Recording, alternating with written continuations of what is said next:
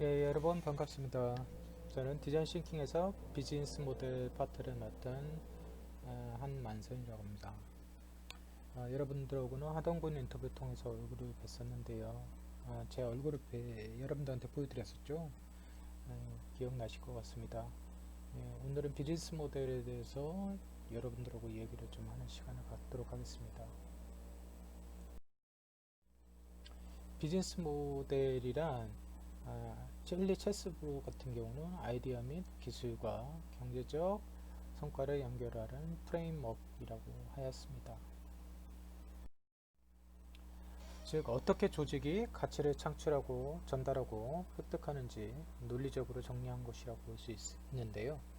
여러분들이 비즈니스 모델에 대해서 떻게 생각하시는지 좀 얼굴을 보고서 얘기를 하면 좋을 텐데 이렇게 일방적으로 제가 얘기를 하는 것 같아서 조금 부담도 있고 무리도 있는 것 같습니다.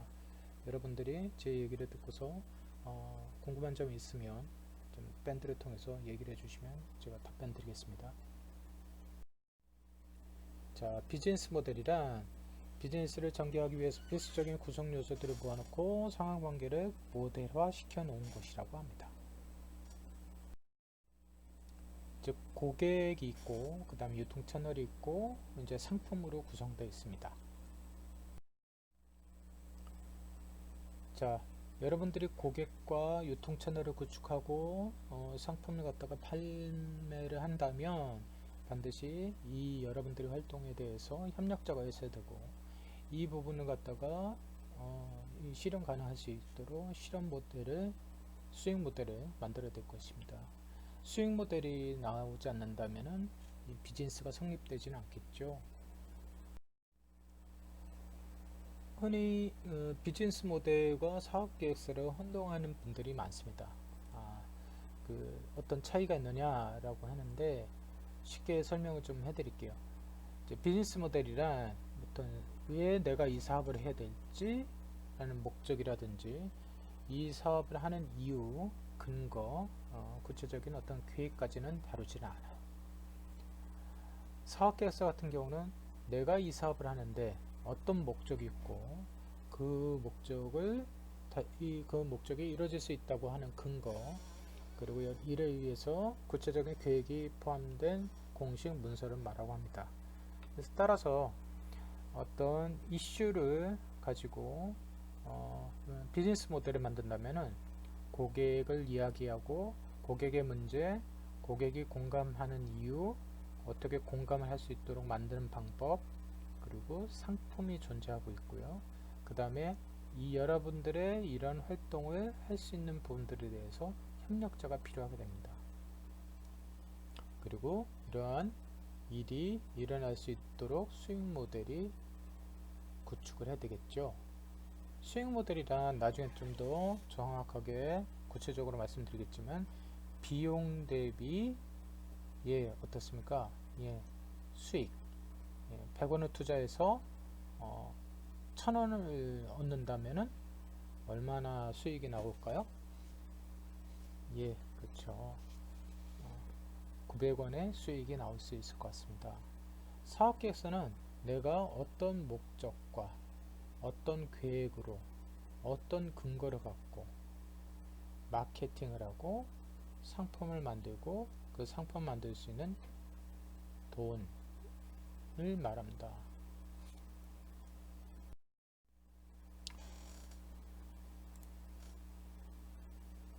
자, 코닥 이야기를 잠깐 해보겠습니다.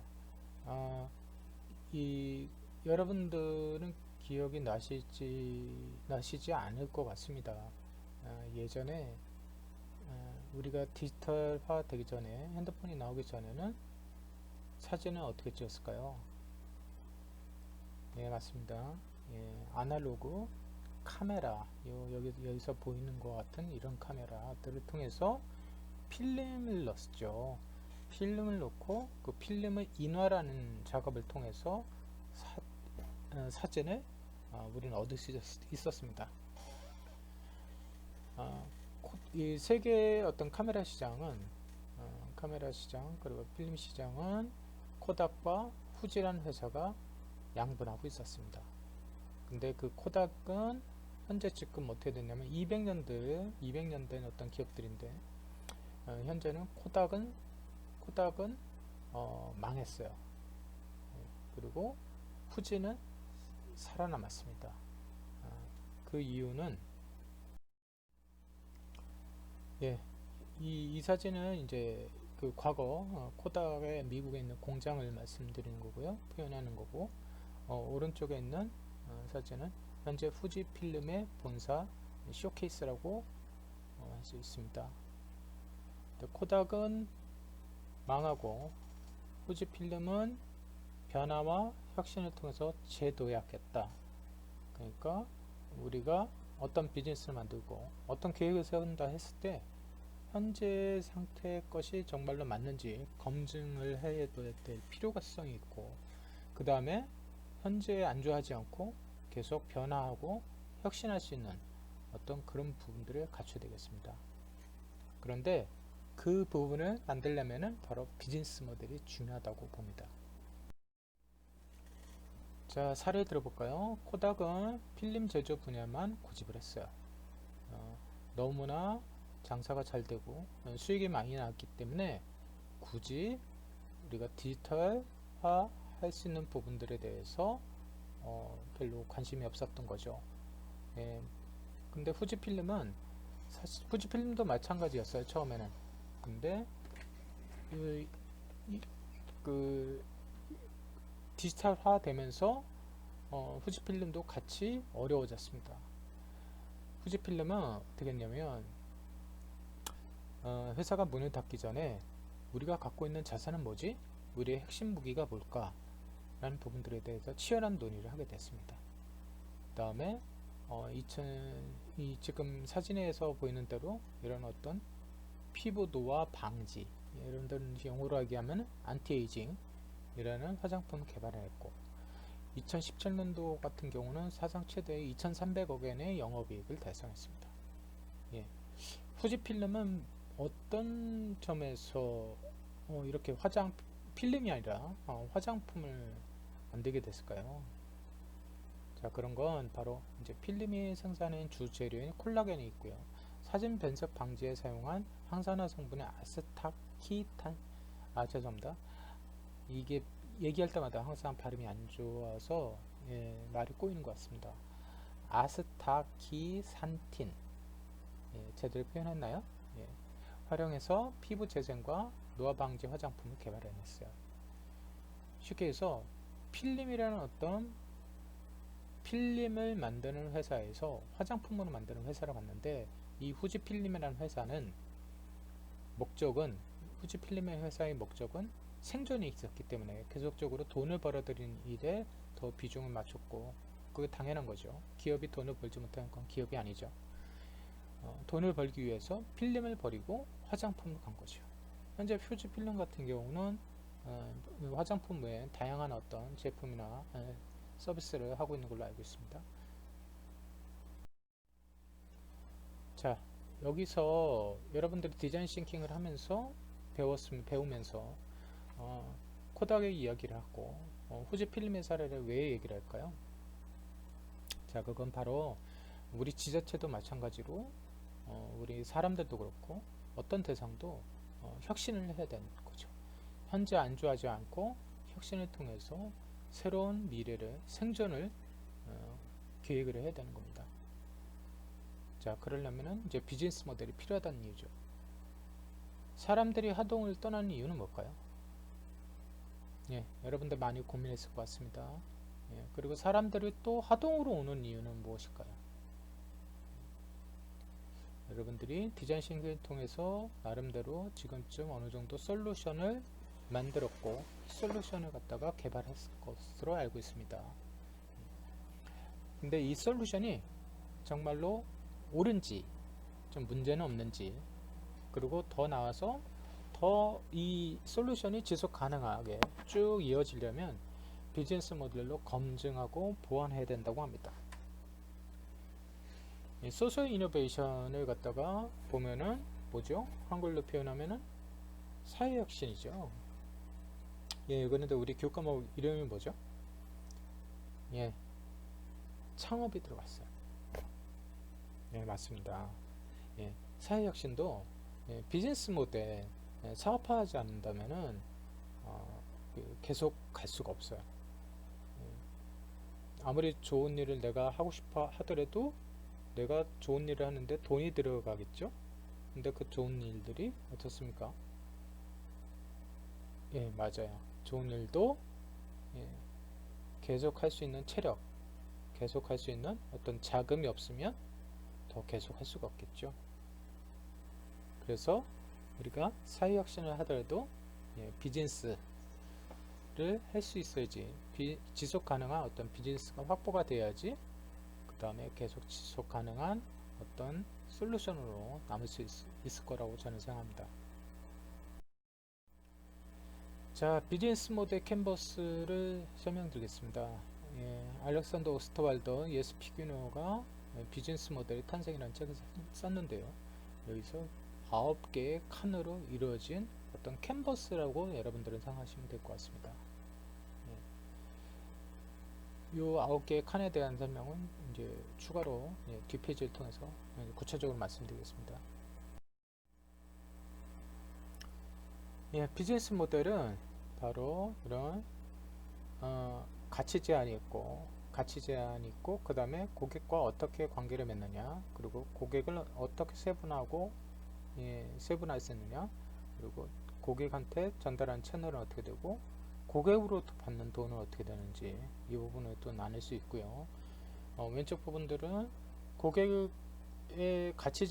고객한테 이제 가치 제안을 하기 위해서 우리는 어떤 핵심적인 활동을 해야 되는지, 그리고 우리의 핵심 파트너는 누군지, 그리고 우리의 핵심 자원은 무엇인지, 그 다음에 이러한 일을 하기 위한 어떤 비용은 어떻게 되는지, 그 부분으로 이제 그 비즈니스 모델은 나눠져 있습니다. 자, 조금 더 구체적으로 들어가겠습니다. 이제 저는 이제 가치 제한이 가장 중요하다고 봐요. 처음에는 이제 그 빨간색으로 좀 제가 그래 강조를 했는데,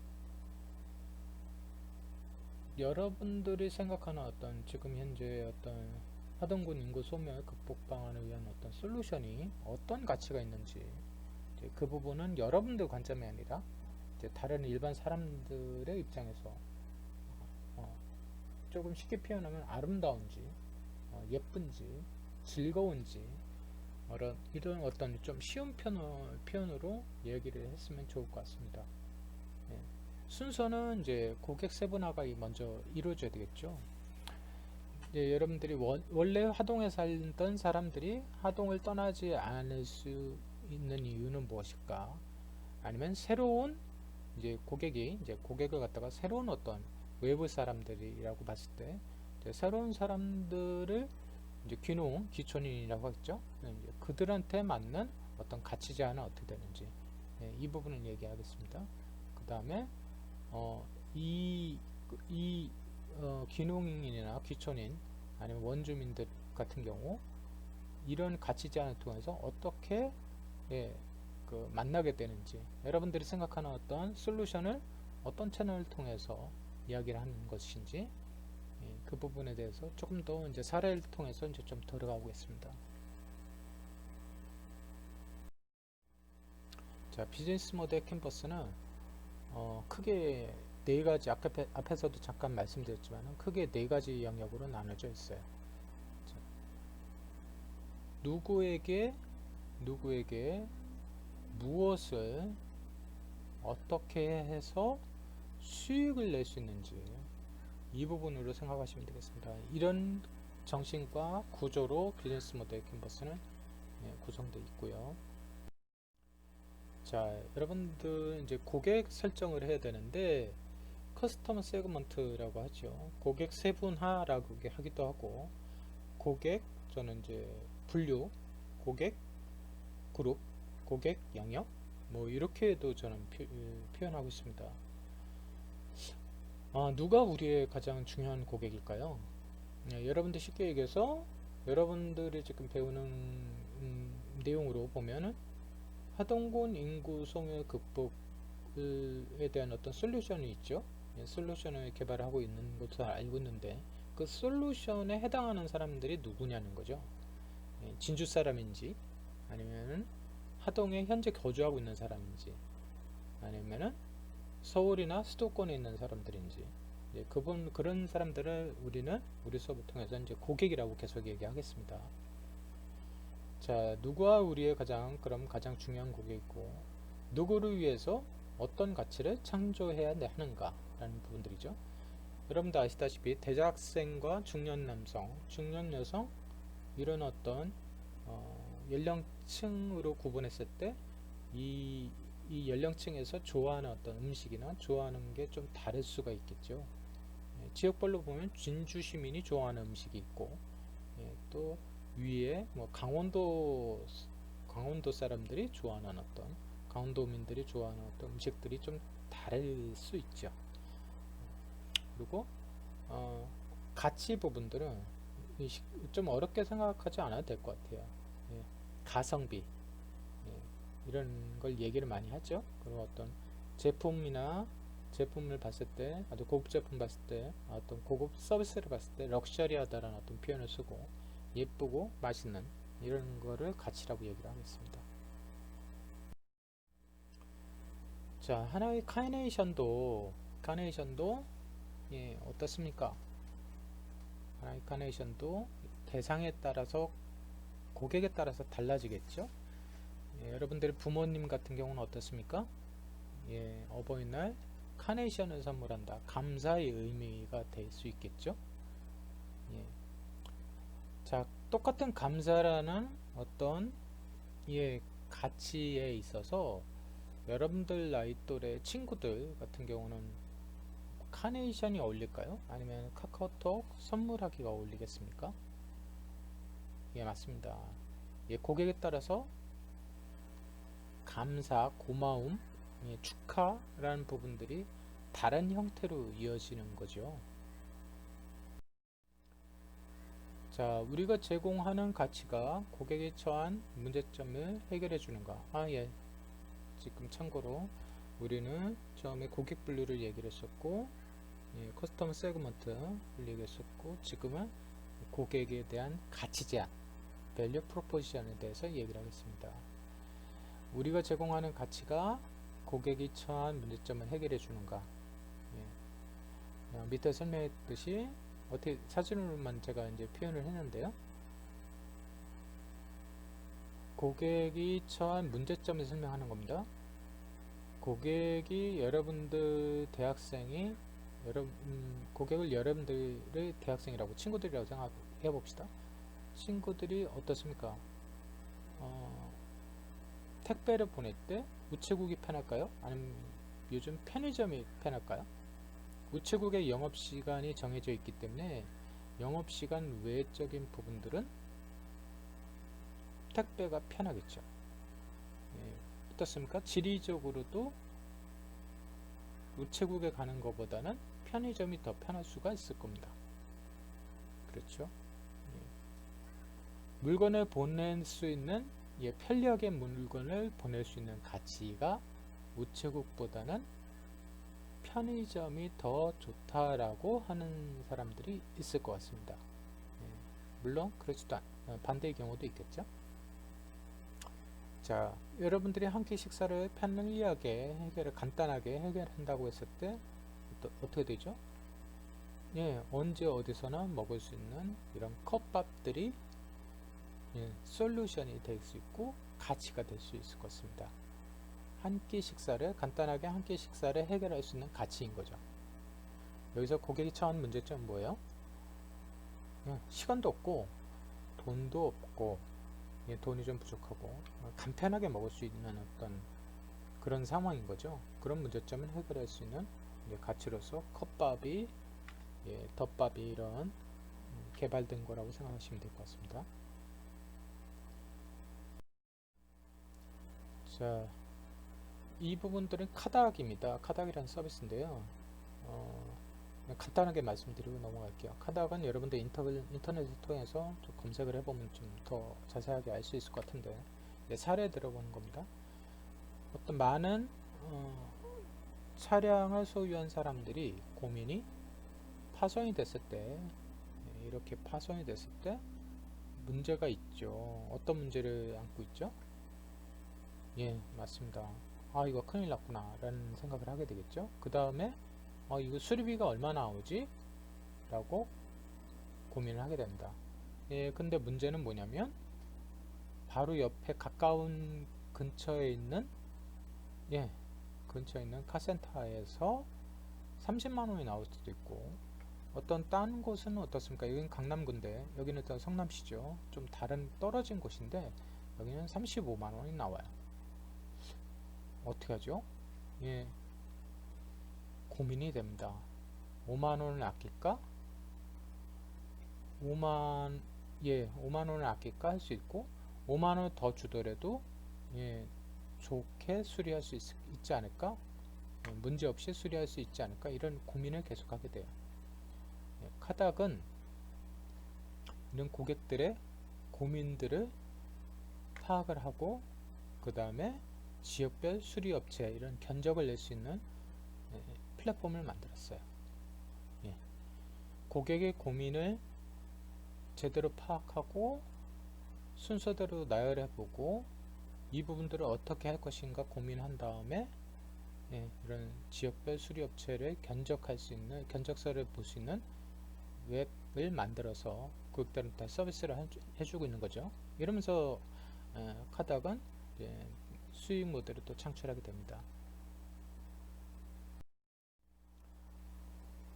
자, 가치 제한에 아까 본 사진들이죠.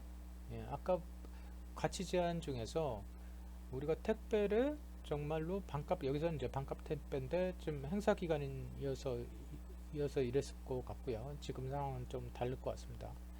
근데 편의점 통해서 택배를 주고 받았을 때 과연 그 부분들이 여러분들한테는 정말 편리하고 최적의 서비스가 될 수 있을까요? 혹시 여러분들은 집에서 받았으면 하는 니즈는 없습니까? 이런 부분들을 얘기하는 거죠. 이제 가치 제한에서는 고객의 니즈를 충족시켜주는지 다시 한번 봐야 될 것 같습니다. 그리고 여러분들 컵밥에 대해서는 어떻습니까? 인스턴트 컵밥 이제 맛이 정말로 있나요? 저는 비교적 만족하고 있는데 조금 더 부족한 2% 부족한 느낌이 많이 있어요. 그리고 저는 이제 적절한 양이라고 보는데 여러분들한테는 양적인 면에서는 좀 작을 수도 있겠다 라는 생각을 하게 됩니다.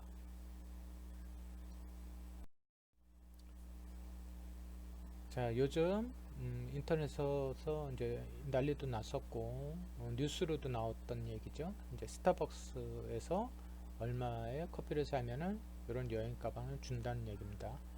예, 스타벅스가 어떤 회사죠? 네, 맞습니다. 커피를 마실 수 있죠. 커피를 판매하는 곳입니다. 커피 회사죠. 커피 음료를 만드는 회사가 어떻습니까? 왜 가방을 만들죠? 가방 회사가 아니지 않습니까?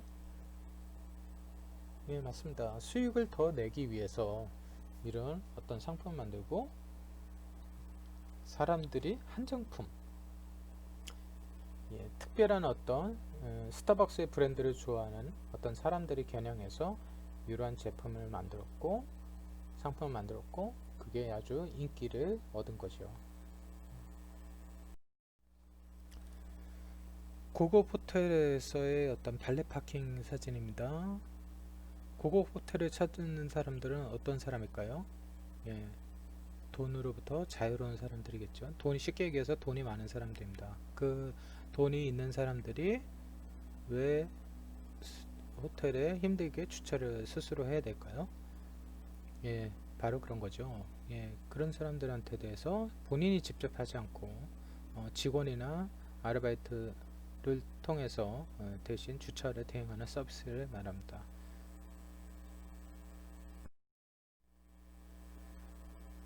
자, 오른쪽 사진은 중년 여성의 이고 왼쪽은 미스트라고 예, 사진인데 예, 중년 여성이 화장품에 있어서 중년 여성에게는 어떤 게 중요하겠죠? 어떤 게 중요한 가치죠? 예, 맞습니다. 예, 오른 사진에서 보시다시피 주름을 갖다가 개선하거나 주름을 감출 수 있는 어떤 화장품을 더 선호하겠죠.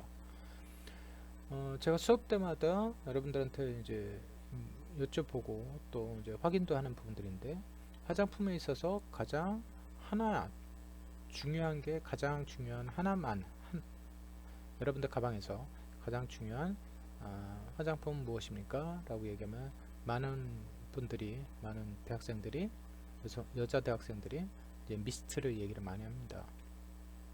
수분 보충이라든지 수분에 대해서 여러분들은 굉장히 민감하게 또 중요하게 생각하는 걸로 알 수 있습니다. 자, 같이 창조하는 요소입니다. 이제 새로운 것이 있는지, 그리고 퍼포먼스가 있는지, 커스터마이징이 되어 있는지, 무언가를 되게 만드는 것인지, 디자인이 있는지, 브랜드 지위를 생각해보고 가격은 어떤지 비교해보고 비용 절감을 또 이야기를 할 수 있겠죠. 이러한 어떤 요소들과 어떤 상세 설명은 여러분들이 읽어보시면 될 것 같고요. 우리가 가치를 만들 때 어떤 굉장히 기준이 모호할 수가 있거든요. 그래서 이런 어떤 여러분들이 요소를 갖고 퍼포먼스라든지 커스터마이징이라든지 이런 요소에 부합되는 어떤 내용들인지, 여러분들이 만들어내는 솔루션, 여러분들이 앞으로도 고민하는 어떤 솔루션들이 이러한 어떤 요소와 이런 어떤 설명을 할 수 있는지, 이런 설명에 부합되는 것인지 여러분들이 비교해보고 고민해봤으면 좋겠습니다. 여기서는 여기서는 매스 커스터마이징에 대해서 이야기를 좀 해보겠는데요. 할리 데이비슨입니다. 이 사진은 할리 데이비슨을 만드는 어떤 회사는 여러분 고객들이 이제 바퀴를 어떻게 선택하고 바퀴를 어떻게 생각하고 어떻게 하면은 외관의 디자인은 어떻게 되는지, 이제 그 부분을 갖다가 골라서 상품을 주문할 수가 있게 돼 있죠. 예전에는 일반적으로 오토바이를 만들고 그거를 갖다가 판매하는 데 그쳤다면, 요즘은 어떻게 되죠? 고객 스스로가 필요한 부분들, 좋아하는 부분들을 갖추고 구매를 할 수 있게 직접 디자인을 한다고 보시면 될 것 같습니다. 이렇게 해서 내가 원하는 상품을 구매할 수 있게 되겠죠. 리스크를 절감을 하고 또 가치 창조 요소 앞부분에 대한 설명에서 이야기를 하며 보면, 리스크를 절감하고 접근성, 그리고 편리함과 유용성에 대한 이야기를 하겠습니다. 이런 가치 창조 요소에 대해서 어떤 설명을 해준다면, 예를 들어서 리스크 절감만 볼까요? 자, 고객들이 상품이나 서비스를 구매할 때 가장 중요하게 생각하는 것 중 하나가 바로 감당에 대한 리스크죠. 예를 들어서 이제 비싼 제품 같은 경우는 더 많은 리스크에 대한 고민을 하게 됩니다. 이제 자동차를 구매했을 때 어떻게 됩니까? 고객들이 자동차를 구매하고 난 후에 무상 서비스 같은 경우가 없으면 불안하겠죠. 1년 무상, 3년 무상, 5년 무상, 자동차 회사들이 이제 무상 서비스를 갖다가 제공하는 것이 바로 어떤 가치 제한을 만드는 이제 중요한 요소라고 생각하시면 될 것 같습니다. 잠깐 쉬시고 나머지 저는 2부에서 뵙겠습니다. 고맙습니다.